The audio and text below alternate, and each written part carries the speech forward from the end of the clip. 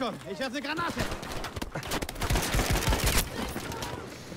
guys, this is Mattias, and in the background here you'll see what is normally just another boom video, me blowing shit up, tanks mostly, with explosives. But what I want to talk about is one of the arguments that almost always comes up in discussions about the battlefield, reality, or the in real life argument. Now, with the changes that came with Battlefield 5, such as the addition of attrition, and they have been nerfed to spotting, the new animation to revive that also slowed reviving down. Now, with these and several other changes, the argument for realism became stronger for the ones that liked the new Battlefield. However, the problem that I see with this argument is that it's always a selective argument. It's normally used when cherry-picked by people that like certain aspects of the game, while at the same time completely ignoring other aspects of the game that are arcadey. And one of the first things that comes to mind is camping with bipods. So I'd like to elaborate on that specific topic for a moment here. Now, you can of course say that in real life, soldiers had to stay put in either trenches or in an outpost somewhere and hold that position for days, weeks, or even months. Actually, even years. So based on that, you could say that, yeah, camping, there's nothing wrong about that, because that's what soldiers did in real life. However, a battlefield game is not played out in a situation where a soldier will stay in a trench for months. Battlefield games are based on the scenarios when there is an actual fight, something that when that happened in real life, many times only lasted for a few hours. Now, what's important to understand when it comes to real-life combat is that if you're a soldier in a war, you obey orders. In a battlefield game, those orders are either capture or defend a flag. And in real life, when a soldier is ordered to either capture or defend a certain area, then you're supposed to follow those orders, and the soldier doesn't really have the choice to stay hidden behind a rock somewhere when the commanding officer orders the squad or platoon to attack or defend a certain area. So now let's look at this from a non-realistic point of view and look at it only from a gameplay point of view.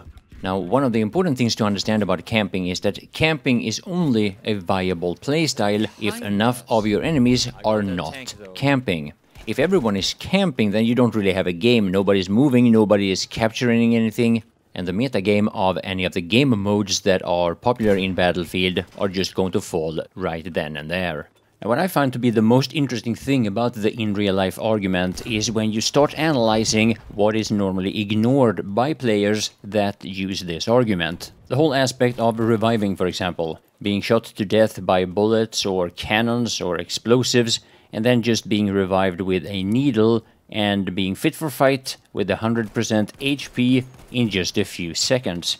Now, that doesn't really fit well with reality, but it's definitely an in-game mechanics that will make a lot of games a lot more fun. So now let's bring up another aspect of reality. Being shot in the legs or in the arms, for example. Now, in a Battlefield game, all it does to you is that it will deal less damage than if you would take damage in your torso or in your head. But what would happen to you in real life if you took a bullet in the leg? Would you be able to run around and function as a soldier just a few seconds later?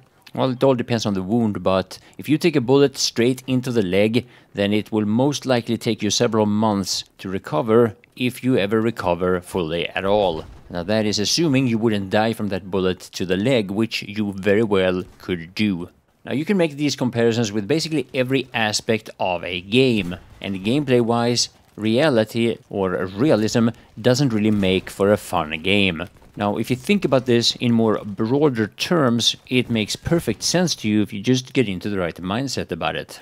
War, which Battlefield is about, war is one of the most horrible things that happens to mankind. In reality, there's nothing fun or amusing about war at all. But making a game out of war can be a lot of fun, as long as you don't let the realism ruin the gameplay. Now, of course, there's nothing wrong with making weapons or vehicles or the places that the combat takes place look realistic.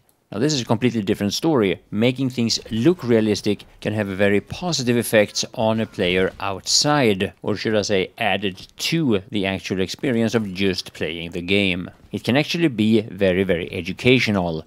something that we saw a lot of in Battlefield 1 and that unfortunately took a very bad turn with political correctness in Battlefield 5. I gotta say, I'm really sad to see that happening. It really isn't common that a game developer is able to bring up a lot of interest for history in a gaming community. But DICE really did that in Battlefield 1 and then completely ruined it with the next game. Now, one of the new things that was added to Battlefield 5 that is the easiest to defend with the in-real-life argument is probably attrition.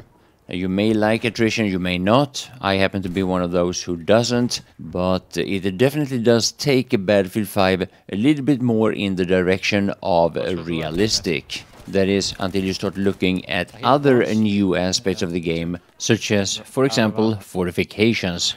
So all of a sudden we don't have the same amount of ammo that we're used to in previous titles, but we can carry around with sandbags and nails and wood and metal, something that would add up to hundreds and hundreds of kilos. And yes, fortifications probably did look very similar in real life during World War II compared to what DICE made it look like in Battlefield. I don't doubt that. But the way that we can build them in Battlefield 5 doesn't make any sense whatsoever from a realistic point of view.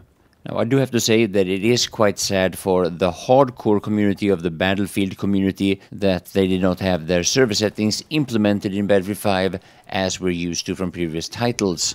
In all honesty, I don't really know how popular hardcore is compared to vanilla, and since hardcore is a game mode that is supposed to mimic reality a little bit more than the normal server settings, then perhaps that in itself sparked a few more discussions about the realism than we otherwise would have seen. Now, the fact is that the Battlefield franchise is a game series that does have an unusual amount of realism in it compared to other games, and maybe games that are realistic or even more realistic than Battlefield 5 will become really popular in the future. But personally, I don't see any of the in-real-life arguments working well for Battlefield 5.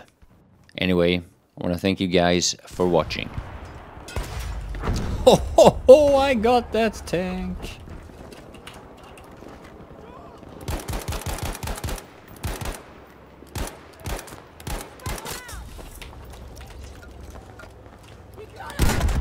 Ah!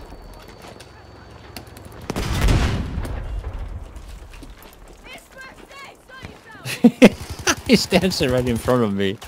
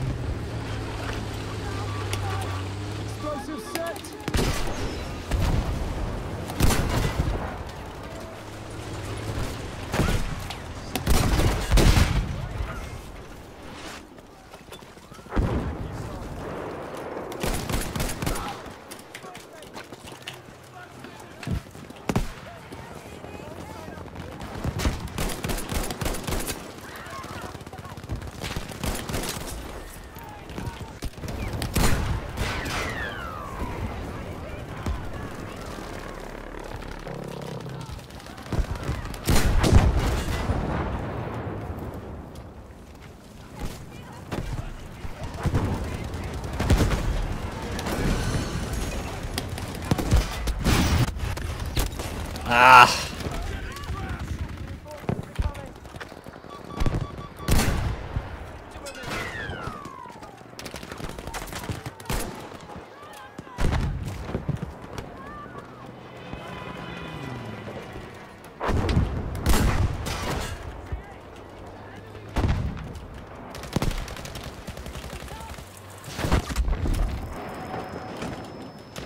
Damn blast! Explosive set! Watch it!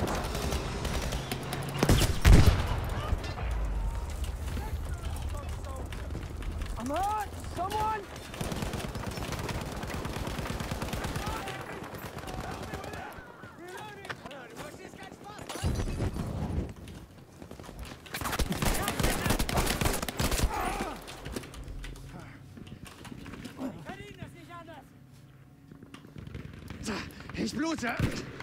Helft mir!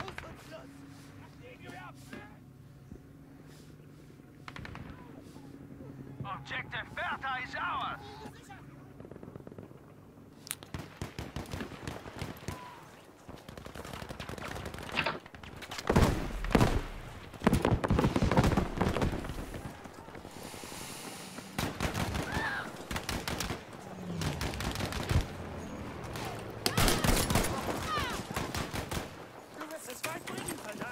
Oh, ammo!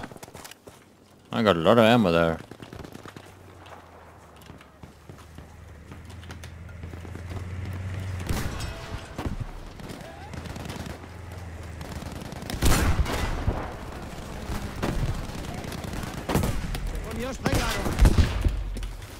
There we go. Wanna go Bravo or... Oh, are you shooting it? Yeah. Oh, wait. They're coming from that spawn there.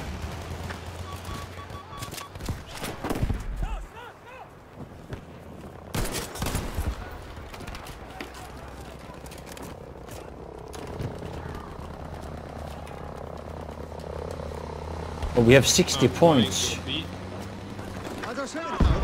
60,000 points. I wanna drop the rocket on E. Okay. If I can reach it.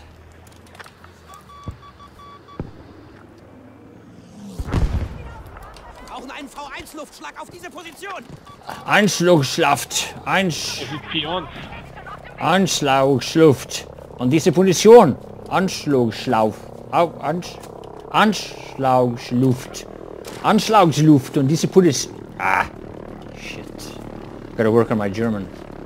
Ah, they're already on D. I should have put it on D instead.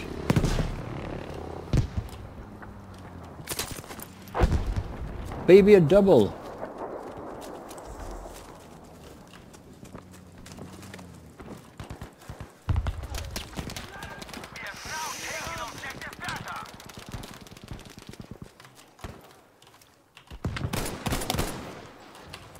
Handgranate geworfen! I'm pushing.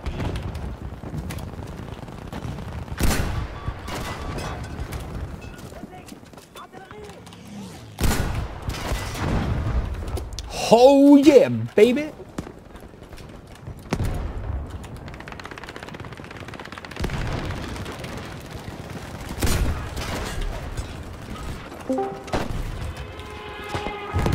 Hello. Hello. Good morning. How's it going, man? Ah, just woke up. I saw you streaming. So Yeah. decided to pass by and say hi. Yeah, thanks, man. Nice to see you.